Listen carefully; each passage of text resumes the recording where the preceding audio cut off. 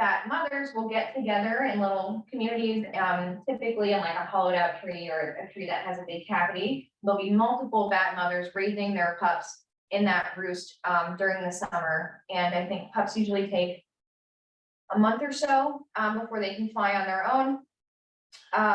In the fall is when they're mating. They're also building up fat reserves for bats are either going to hibernate throughout the winter or they're going to migrate south. So in either case, they need to build up their fat reserves either for a long trek or to stave off the winter.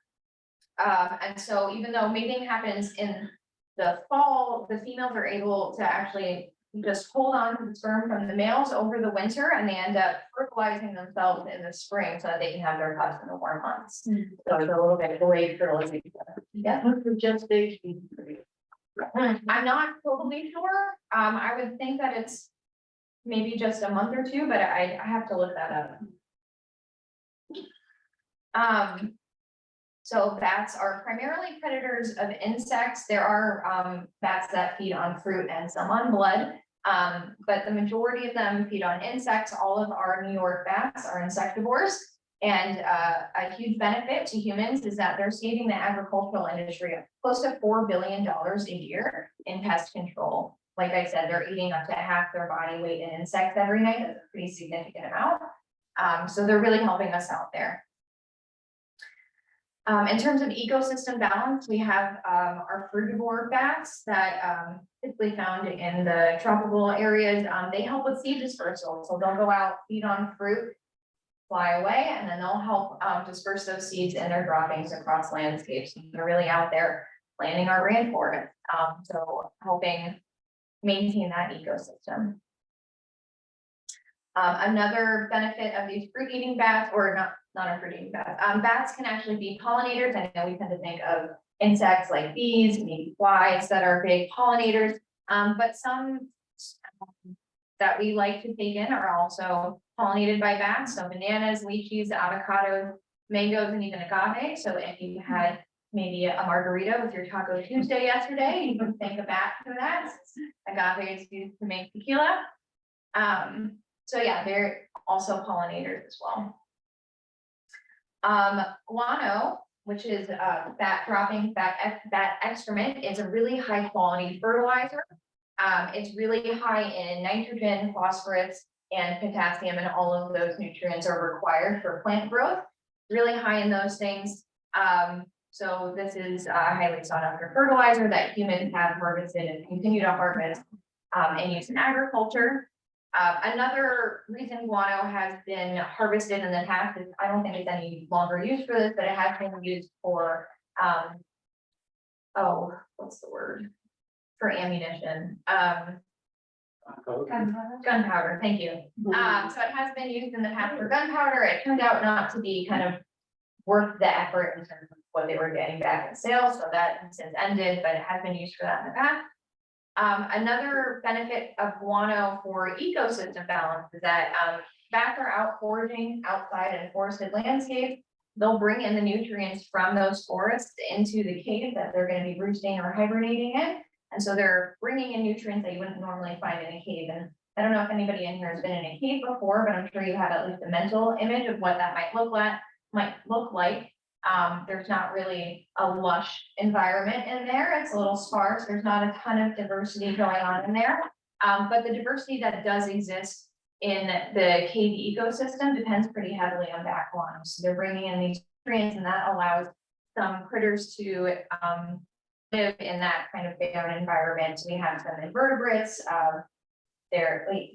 some insects, some crayfish, and some fungus as well that feed off of their guano and are able to live in the cave ecosystem. So they're kind of an ecosystem engineer in that sense for cave.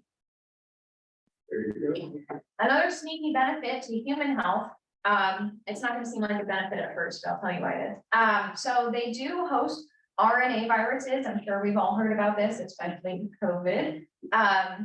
But we found that bats have relatively low inflammatory responses to these diseases. So while they're being able to carry them, they're not really getting too sick from them. More to this slide. Yeah. Okay.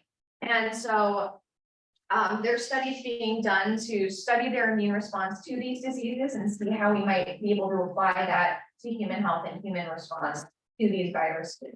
So it could prove very beneficial, maybe for the next pandemic, who knows? Another benefit from bats is that a substance called graculin that's found in vampire bat saliva is being studied as a treatment for stroke patients. So it has this anticoagulant factor. You can imagine why that might be beneficial for something that drinks blood. And that's being used, yeah, to try and study how we might be able to help stroke patients recover faster. So we might have some great medical benefits coming out from studying bats. So been talking about bats more broadly. I'm going to get more narrow with what we see in the US and what we see in New York. So out of the over 1,400 species worldwide, we have a much smaller amount of diversity in this country. We have 45 species in the US. And within New York, we only have 9 species, so not a ton, but they're pretty great in my opinion. So these are all of our 9 New York species. We have the little brown bat, the big brown bat, the small-footed bat, Indiana bat, tricolored bat, northern long-eared bat, hoary bat, silver-haired bat, and eastern red bat. The tricolored bat, if you're familiar with bat, you might have heard of something called the eastern pipistrelle. So that was the old common name for the tricolored bat. It's now been renamed. But those are our 9 New York bats. Why was it renamed? I'm not sure, but that's a good question.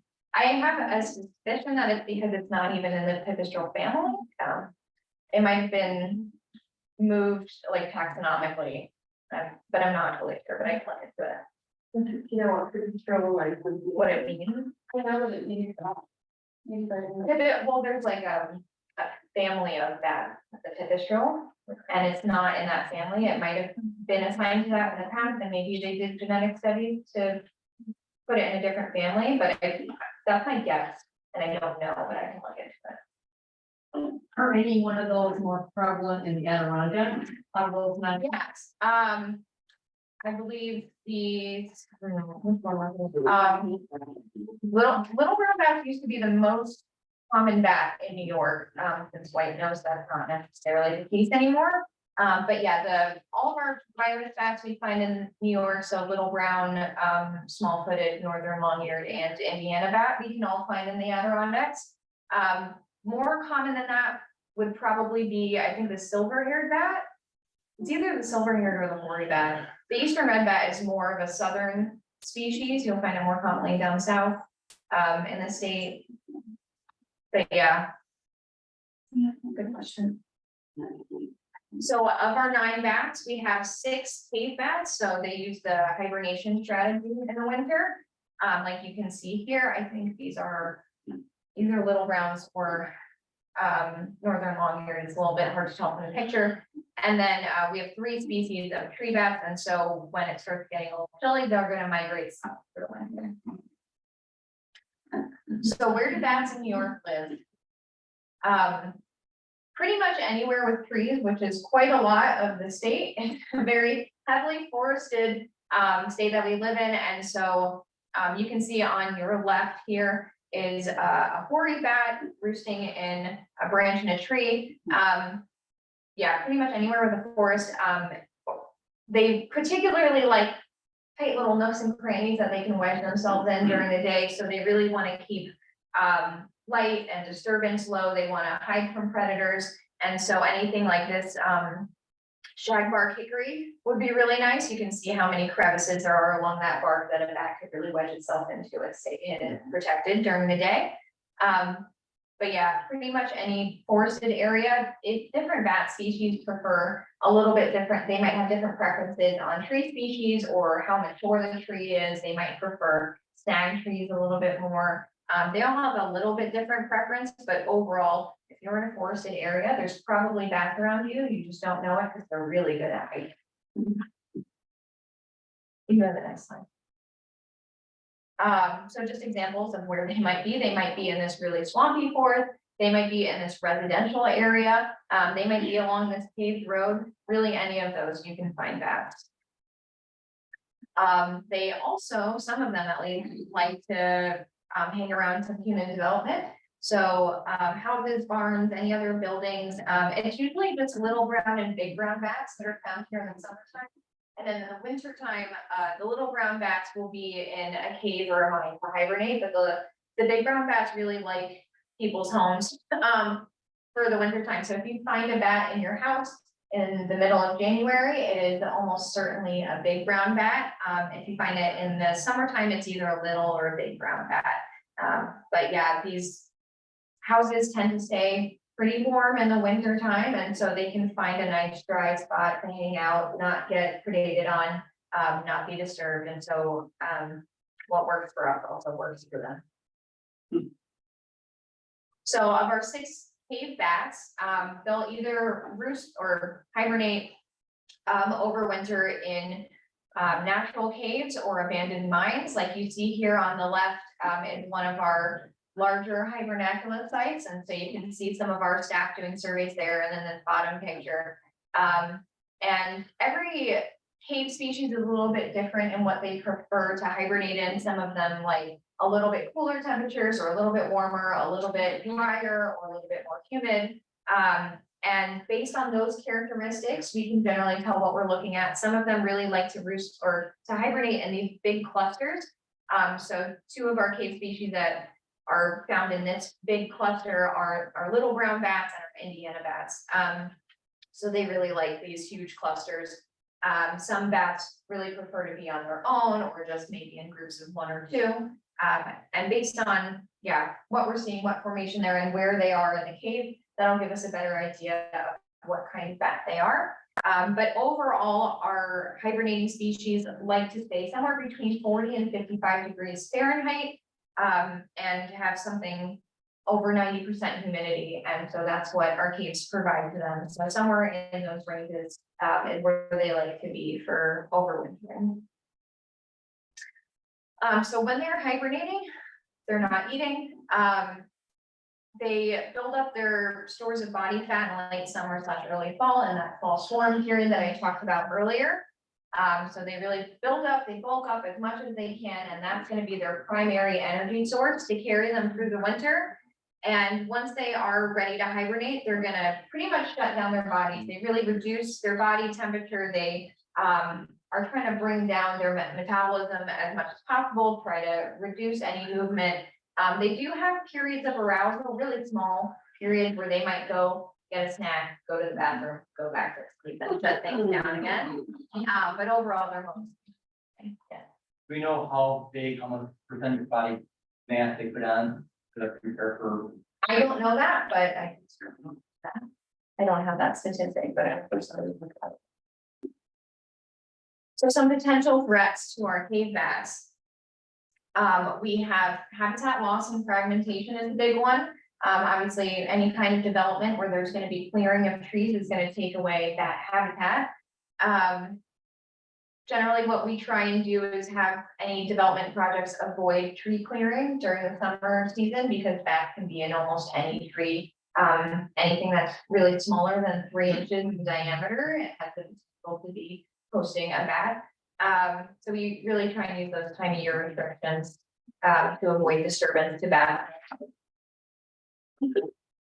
Also, any kind of disturbance or vandalism in the hibernacula in the winter can really reduce the fitness of these bats. They're pretty good at shutting things down, but if there are, people coming in that are throwing beers around and spray painting and yelling, that's going to wake them up for sure. And any kind of disturbance that's going to arouse them in the winter is going to have them use their energy stores. They're going to have less energy to keep them through the winter, and they're vulnerable to starvation. Collisions with wind turbines is a threat to any of our bat species, but more so to our migrating bats. You can see our eastern red bat in the bottom corner here that's been struck by a wind turbine. Turbine collisions generally happen in the fall, so that's when a lot of our bats are starting to migrate. They're also doing that fall swarm, so we don't know, we don't have good evidence to support this, but the theory is that bats, when they're doing their fall swarm, they're trying to find other bats to mate with. They generally find something tall on the landscape, and they all kind of meet up in that area. And it's possible that they're seeing these wind turbines as a potential mating spot essentially. There's something big on the landscape, I'll find gas there. They also just might, I said earlier, they're curious creatures, so they might just be really curious about what the structure is, and end up getting struck. And also just bats migrating through are potentially gonna get struck just as well as birds, as they're migrating through. So a few different possible reasons for why they're getting struck by these wind turbines. When it comes to wind turbine strikes, it's really the top 3 species here are all of our tree species. So the hoary bat, eastern red bat, and silver-haired bat are most likely to be struck by a wind turbine compared to our cave bats.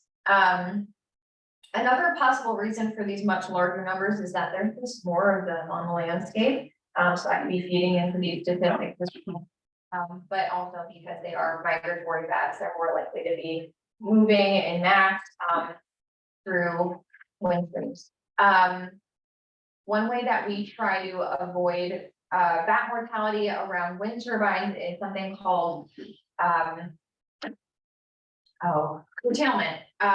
So we try and have anybody who's developing a wind turbine project in New York, we ask them to curtail their wind turbines. So basically turn off the turbines if the wind speeds are less than, I think it might be, I have to double check, I think it might be 6 meters per second, something like that. But basically when the winds are low, they're really not generating that much power anyway. It's a very minimal impact on what the turbines are able to generate. But bats really don't like to be out flying in high winds or any kind of precipitation, any kind of storms. They're not really going to be out there flying around. So if we can have them not have the turbines spin in those low wind environments, that's when the bats are going to be out most, and it really helps reduce bat mortality, something like 80 or 85% in reduction. So that's a huge way that we can help protect bats and still, have our clean energy developed. Okay, so the biggest threat to our New York State bats is white nose syndrome. Show of hands who's heard of this before? Just curious. Okay, a lot of you.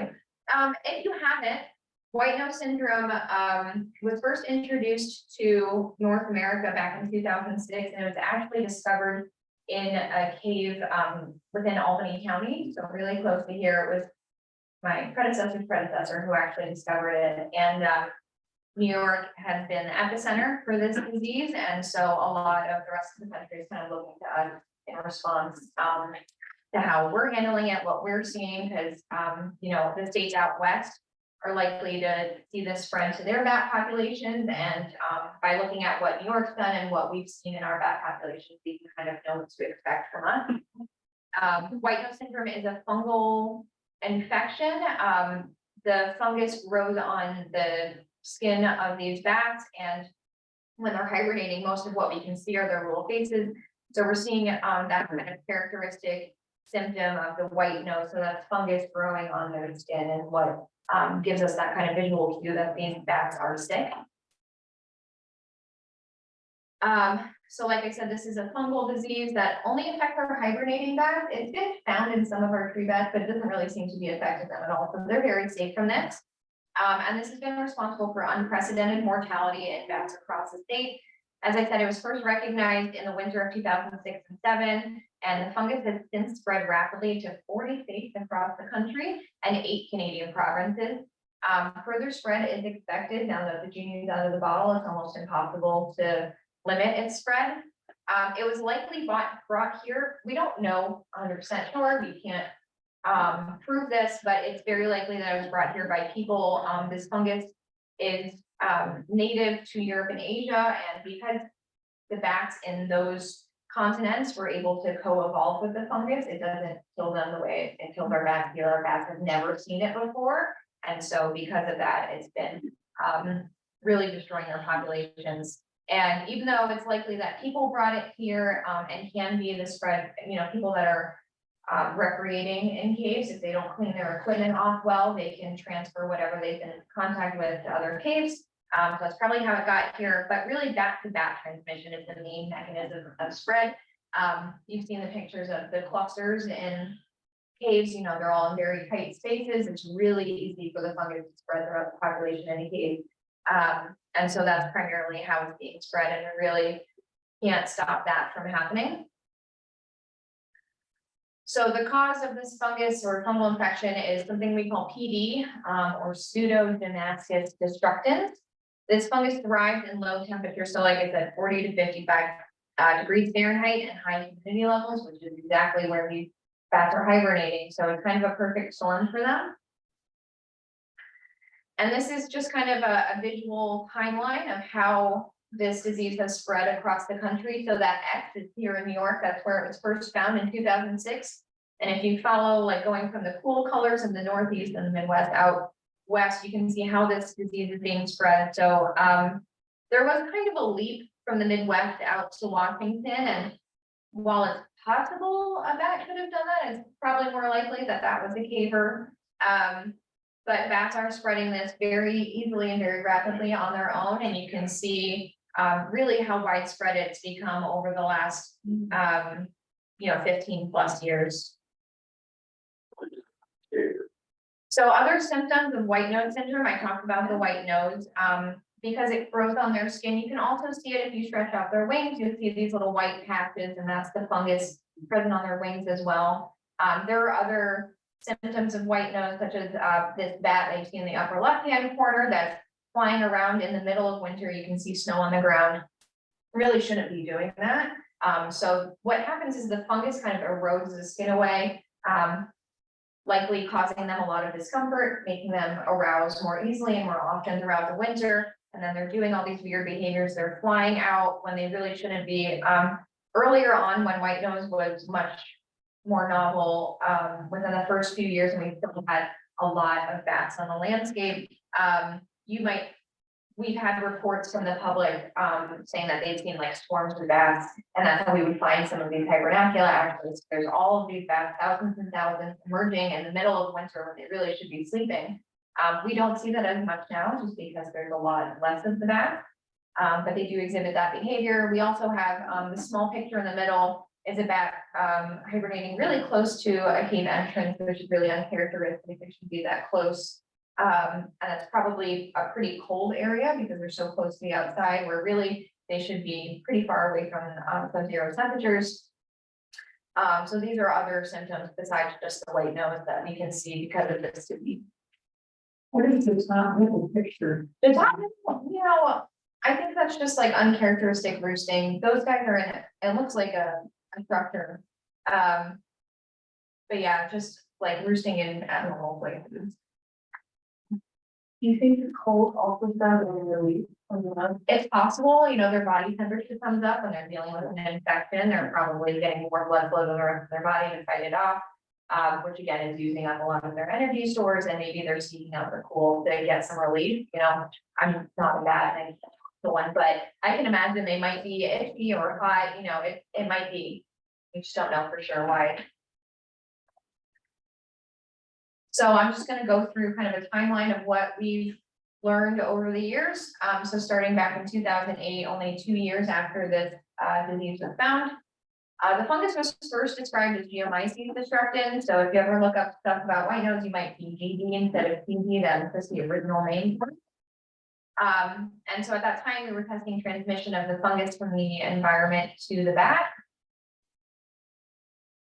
And we found, at the time, we knew that fungus was kind of a part of the picture, and we knew that bats were dying, and we didn't really know what was happening. We didn't know how to connect the dots at the time. So we found that there was strong evidence for an etiological or like a causal role of GD or now PD in white nose syndrome, and that's when we found out that it erodes the living skin of hibernating bats. But we still weren't really sure how this we saw that it's infecting them, but how is that making them die essentially? So we had a couple studies coming out trying to figure out what if it was a trigger for mortality or if it's just a symptom of another kind of disease going on. Fast forward a couple of years, we found that frequent arousal was linked to the severity of the infection and therefore mortality. So like I said earlier, when bats are being disturbed and aroused in the winter, it makes them use up their energy stores, and then they're going to be prone to starvation. So a lot of these bats were just dying of starvation because they were arousing so frequently. And we also found that inoculation of bats with this European fungus, supported the novel pathogen hypothesis, which is the hypothesis that this was something that was foreign to our bats, never seen before. They hadn't had a chance to evolve with it, likely came from another region in the world. So we found support for that hypothesis at that time. And this is nearly 6 years after the arrival. So in 2015, the name was changed to Pseudogenesis or PD. We discovered that there are no close relatives of that fungus in eastern North America and hibernacula. So again, supporting that hypothesis that this is a new pathogen. It is not native and it is in fact invasive. In 2013 and 14, we found that PD is able to persist in cave soil, regardless of whether the bats are around. So even though the bats are kind of like a host for this fungus, when they leave in the spring, the fungus is still alive and well. It can persist in the cave. And so if a bat is able to survive this fungal infection throughout the winter, it emerges in the spring, it feeds, it's able to get healthy again. It'll come back in the winter and just get reinfected. We did find that one of our bats, the big brown bat, showed some resistance. It did suffer population declines, but not nearly to the extent that our other cave bats have. I don't know why necessarily, but just big browns don't seem to be affected. So in 2014 and 15, we finally found that the fungus is very commonly found in China, and the bats in China have shown no issue in dealing with the fungus. There's no population collapses. We also found that there's a seasonality of this disease transmission. So like I said, just on the last slide, these bats are getting infected during the winter, getting very sick and or dying. If they don't die, they come out, they're able to become healthy again, raise their pups, forage throughout the summer. And then in the winter time, they are getting sick all over again. So there's this kind of ebb and flow throughout the year. So like I said, we have our 6 cave species, and that's the little brown, big brown, small-footed, northern long-eared, tricolored, and Indiana bat. Of these 6, 2 are federally and state listed as endangered. So that's our Indiana bat here. That's been listed as endangered for quite some time. The northern long-eared bat has been listed as threatened up until this year. That's a new listing update. So those guys are now listed as endangered. How we're monitoring their populations and being able to see how white nose is spreading through the population is our hibernacula survey. Thankfully, we had been doing these before 2006. And so we had a good baseline of what our bat populations should look like. Up until that year, bat populations throughout the state were either very stable, and some of them were actually increasing a little bit up until this point. And then we were able to see, because of these surveys, we go out and please keep in mind, we basically do a population census. We go and count up all of these bats, and then add it up at the end of the year, and then we can compare year to year how they're doing and how they're faring despite being impacted by white nose. And so these are Indiana bats. You can tell from these little pink noses, and there's not a huge difference in the color between their bats, essentially. But it can be really tricky counting up bats, especially when this is a pretty small cluster. You can see how they're really sandwiched together in here. Like this little guy is hard to see. So it gets really tough. And some of them, if it's a really large mine, they're, tens or maybe 100 feet up. And so we use wildlife photography to help us count them up. If you go to the next slide, there's you have to hit it a bunch of times. So this is, we have one. We use this kind of dot method. So we'll take a bunch of pictures of these clusters. We go back to the office and it gives us a much more accurate count than if we were to just try and eyeball it. So this gives us a really reliable estimate and something that we can reproduce, even though it might be a different person than each time. So this little dot method has been very helpful. Next slide. Especially for something like this. Yeah, so, and you can imagine how hard it was to count these bats before white nose, there's hundreds of thousands of bats in a cave. So it gets very tricky, a lot of counting, a lot of tallying when we're in these mines. So yeah, it's quite the chore, and we can spend, depending on the size of the hibernacula, it can take all day, many hours underground counting up bats. Yes. I'm kind of surprised that here the technology that was kind of cost Mhm. them. Yeah, annually. would be nice.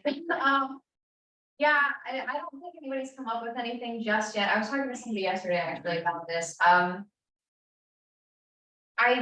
I'm not sure what would be available, and I think a lot of the technology is available now might be too much of a disturbance if we were gonna use like machinery to go, like a drone would be way too loud for these bats. But hopefully in the future we have a better way. I know I talked to somebody recently that's looking at something called eDNA. It wouldn't be able to give us like a population estimate, but let's say we have all of these are all little brown, and it looks like Indiana bats in here. But if there's one northern long-eared bat in this cave, if we were able to take like an eDNA sample from, if there's running water coming through there, maybe someday we can sample that and say, okay, we know there's at least one northern long-eared bat in here, go find it. Whereas maybe it's all little browns and we don't use it while we're looking for the other species. Yeah, I guess I was thinking not so much the phone. Photography, Mm. software. Oh, that yeah, I haven't heard anything. I don't know. It's a good idea though. Yeah. Certainly be helpful. would- Oh my gosh, think about the time. you're Yeah. spending. Yeah, it's a long, tedious work coming up. Do they typically? The Indiana and the, small brown bat, no, little brown bat, those guys will mix. They are big into clustering, but most of the other species don't. Yeah, they might be close to each other, or maybe they'll be touching, but probably not. But these two tend to spend a lot of time in close contact. Yeah, very hard. So yeah, in here is the mix of our little brown and our Indiana bats. It's especially tough, because the image quality isn't so good. But these little pink noses that might be standing out to you that are the Indiana bats, and then, the bats that have less pink noses, a little bit more contrast, it's pretty tough. Like this one up here is probably a little brown. And then it gets even more tough because there's usually a lot of condensation in these caves, so you might not be able to see their fur as well because they're pretty damp. Some of them even have like a little bit of ice formation on them, so it gets really tricky. And sometimes we have to just say, that's Myotis bat. We don't know which one. And so 4 of our 6 cave species are known as Myotis bats. Myotis means mouth-eared, really cute. So our little browns are Indiana bats, our small-footed bats, and our northern long-eared bats are all Myotis bats, and they can be really hard to differentiate between. So we might have to chalk it up to Myotis.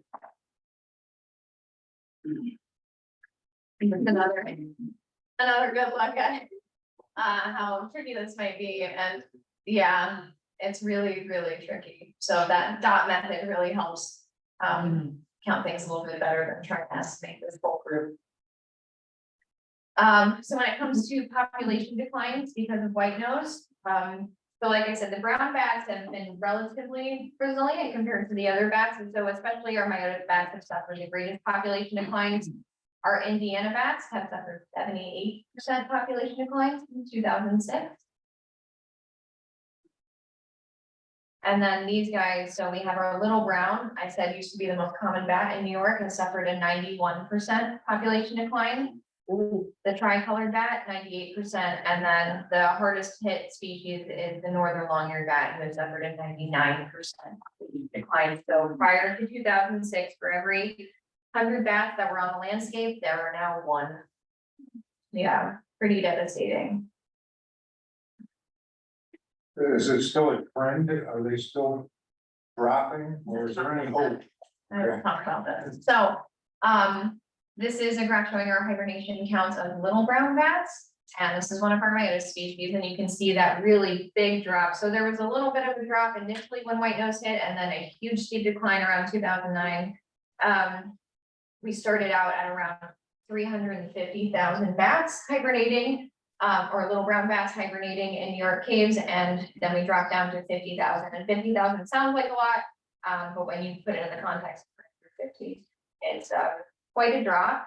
But you can see this trend here there is, there was a period of stabilization and a little bit of an incline each year.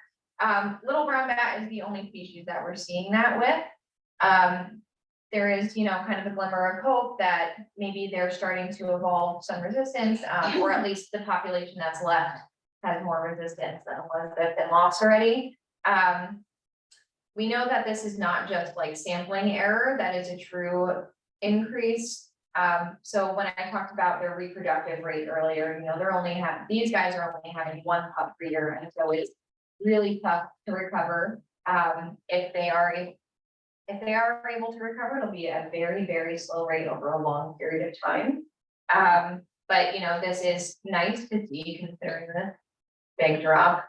But it is only the little brown bats that we're seeing that in, unfortunately. We continue to lose bat pointers every single year, just not at the rates that we had earlier on. So now we're gonna switch over, be a little bit less depressing, talk about our tree bats. So we have our hoary bat, silver-haired bat, and the eastern red bat. Those are our 3 migratory species. So they're only here during the warmer months, and then they head out south for the winter. So the way that we're monitoring these bats is using acoustic transect surveys. So each of these little black squiggles you see on the state is a transect. Somebody will go out and put an antenna on their car and drive along these routes. And we pick up acoustic survey of their vocalizations, whether they're out chatting to each other, they're very social species, or if they're vocalizing with their echolocation to find prey. We'll pick up that information with the antenna, and then we might not necessarily be able to count how many bats there are, but have a general idea of where they are and how active they're being. And so we're able to monitor our tree bats that way. And then our hibernating bats are still local, so we're able to monitor them as well with these surveys over the summertime. Go to the next slide. So this is what it looks like. We're usually using the antenna in the bottom picture. So it has a huge magnet on the bottom. You stick it on top of your car. And as you're driving along this route, roughly 20 miles per hour, that's about as fast as the bats are flying. We drive for 20 miles, so it takes roughly an hour, and we do 2 replicates of every route every year. And so we're just collecting acoustic data, gather it up on a USB drive, and then we're able to analyze what we're looking at like visuals of those vocalizations. You can see not every species is some of the species vocalizations look very similar to each other, but for the most part you can get down to species levels based on the frequency, like the range of frequency that you're seeing the vocalization in, and the shape of the call lets us know which bats are out there and where we're seeing them across the state. So this helps us monitor the bats in the summertime. And so this has been really nice to help support what we've been seeing in our hibernaculum surveys. It basically just confirms that the data and the analysis that we're doing from our hibernaculum surveys is supported with our acoustic detection. So I said those 4 species of our cave bats are the myotis bats. This is the percentage of total myotis detections over time. So back in 2009, 2010 is when we were seeing those steep drops, and then it kind of leveled off a little bit after that. Still overall declining, but not so much. And so this just, helps support the trends that we're seeing in the hibernacula, and it's just another method for us to keep tab on these bats, or at least for our cave bats, as well as our tree bats. So that was all our monitoring efforts. We have the hibernaculum surveys and the acoustic surveys. In terms of management, we have a few different tools in our pocket that we can use to help protect these species. So I talked about disturbance as being a real issue for hibernating bats. They're already dealing with the fungus. We don't want to disturb them anymore. So you can see we have these gate structures over the entrances to a lot of our hibernacula, and that helps keep anybody from trespassing, any recreational cavers or silly teenagers that want to go and explore a cave in the middle of winter. We're keeping them out, keeping disturbance as limited as possible, and also putting up signs that say, hey, this is a restricted area, do not attempt to break in. There are listed species in here that are trying to safely keep the noise down. So that's one way that we can help protect the bats. Another thing that we do is just our kind of regulatory project review. So I don't know if anybody's familiar with GIS or geographic information systems, but we have this database of spatial information of different listed species that have been observed across New York State and documented. And so we're able to use those observations to know where these bats have been located on the landscape. And so you can go to the next slide. Let's say that this yellow rectangle is a project that's planned for development. They have to come to us with their plan and we check and see if there's any issues with documented or like known habitat for these listed species. So you can see there's quite a bit of overlap. This might be, let's say, a maternity roost might be at the center of this, and we know that from a single maternity roost, kind of the general area that they use around that. So there's this kind of buffer around it. And so we know that the bats using this roost are likely to be using this space in here for foraging and that sort of thing. There might be other maternity roosts in the area. And so we can let the developers know, hey, you're trying to develop in documented bat habitat. And there are different things that we can recommend they do to avoid impact to bats. So like I said earlier, when I was talking about development, we have these time of year restrictions. Please don't clear any trees while these bats are out on the landscape. If they can just clear any trees that they're trying to clear. In the winter time, we know that there won't be any bats in those trees, and so they won't be killing or injuring any bats. That or just, avoid that area if they can move their project somewhere else where we don't have documented cases of listed species. Those are other ways that we can help developers avoid impacts to our listed species. So what can you all do to help? Keep going, yeah. So number one, avoid killing or injuring them would be really great.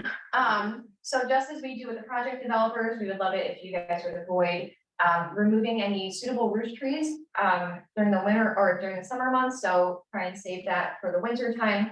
As I said earlier, there's a lot of trees in New York that are suitable habitat. Anything pretty much less than 3 inches in diameter could be used by a bat. Any kind of snag tree, anything with bark, really, they might be using. So if you remove trees in winter, it's really your best bet for avoiding impact to them. If you're finding bats in your home or any kind of structure that you're concerned about, you can work with a trained nuisance wildlife control operator to remove them safely rather than trying to handle them on your own and potentially killing them. Please avoid using sticky trap in barns and attics where bats might be found. They can get stuck, get injured, and really hurt themselves or suffer mortality. Can you tell me where to find a trained nuisance wildlife control operator?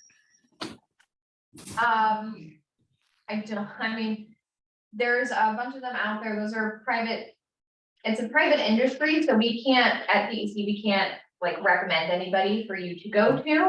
But if you just look up nuisance wildlife control operator in your area, I'm sure there'll be some companies that pop up, and you want to try and make sure that you're using a company that has that experience. There are a lot of them that don't, that might kind of fudge it up. So try and use somebody who has good bat experience. Okay. Thank you. Thank you. What else can you do to help? You can maintain suitable roosting and foraging habitat and clean drinking water sources. So if you have a water source on your property, try and avoid putting any kind of contaminants in it or polluting that environment. There's more on this. You can also try and minimize the widespread use of insecticides. Like I said, all of our New York bat species are insectivores. So if you're using insecticides, you're cutting back on their food availability. You can also just learn more about bats in your area, learn about white nose syndrome, which you folks are already doing today. So thank you for that. And then you can take these lessons that you've learned and help spread the word to friends and family. You can also go out and support nature centers and other natural areas with your presence and your dollars potentially if you're able to. We get asked a lot about bat houses, and they play a certain role in some situations. So especially if you're trying to remove bats from a structure, but you want to still provide them with an alternative habitat as opposed to being in your attic, you can put up a bat house prior to their eviction to provide them a suitable alternative. There's no guarantee that they'll take up residence in the bat house, but they do tend to like them. So there's a good chance. You just can't force them in there, you know? Just like people, we all have our preferences on where we want to live, so, it is very likely that they'll use them, but not 100%. But there are things that you can do to kind of help them along. You want to, put them in an area that has really good sunlight. If you're making your own, you want to make sure that you're painting it black. That'll have the maximum absorption of sunlight to help keep them cozy. You can go to the next slide. You can construct your own bat house. There's great information online about this. A lot of instructions. They're really easy to make and very cheap. So you want to make sure that they're greater than 2 feet tall. You want the chambers to be at least 14 by 20 inches. And you want to make sure that the roofing chambers are positioned somewhere between 3/4 and an inch apart. So basically just wide enough for the bats to fit in, but not so wide that they're getting chilly. And yeah, you can see how readily they'll use these different chambers. There's actually bats in here. If you can see that image, they're all crammed in these crevices, same as they do in their hydrodactyla. So having the multiple chambers allows for multiple bats. And yeah, you might have a whole family move in if you're lucky enough. Will they hibernate in these? No, it'll be too cold because it'll be outside, yeah. So some resources, if you're looking to learn more about bats or about whitenosesyndrome.org has really great information. You can learn some on our state website, dec.ny.gov. There's Bat Conservation and Management Incorporated at batmanagement.com. They have good resources for building bat boxes. And then there's Bat Conservation International, or BCI, that's batcon.org.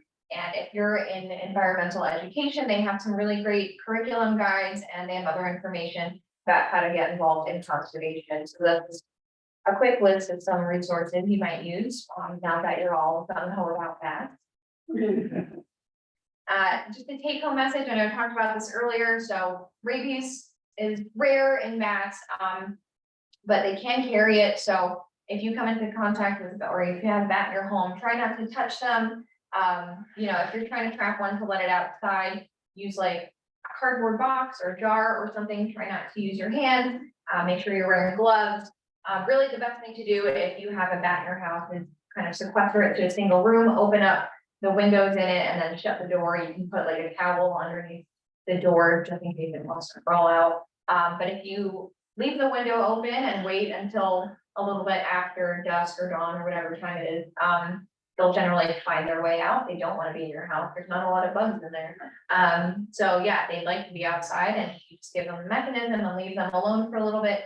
It should find its way out. If you or your pet comes into contact with a bat, you want to make sure that you're contacting the county health department and or your veterinarian for further instructions. And regardless of whether or not there are bats in your yard, please keep your cat and dog vaccinated against rabies. And that's my presentation. So happy Bat Days. If you have any more questions that I'm not answering here today, you can feel free to email me. I'm really happy to answer any of your questions. If I don't know it now, please shoot me an email and I'll definitely for you. Connect DEC on social media, so we're present on Twitter and Flickr, and enjoy this really adorable picture of an eastern red bat.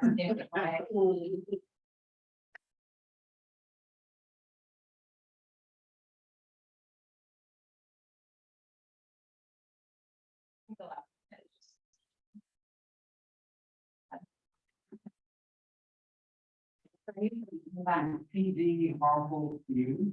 No, it hasn't been known to be harmful to us, and people like myself or other bat researchers and biologists have gone into caves and been exposed to it in some way or another and have not had an issue with it. Not all bats actually succumb to it. So like I said, our tree bats don't seem to be affected by it. So it's really just our cave bats. So yeah, it's not like all mammals or anything. Yes. Is there some kind of antifungal that they could spray into the cave? We would love that. So there's research being done to treat white nose syndrome.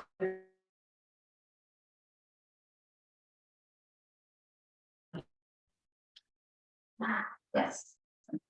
The ones that migrate, the bats that migrate, Mhm. is it like over a month or is it 2 days or a A week? good question. I know a lot more about our cave species. tree species, but it's a good, question. I can look into it.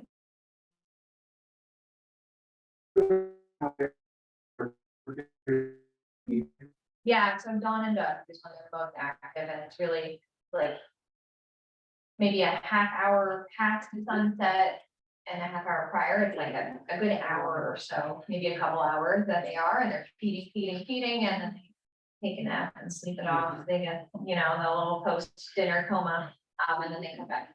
Does anybody know why they sleep?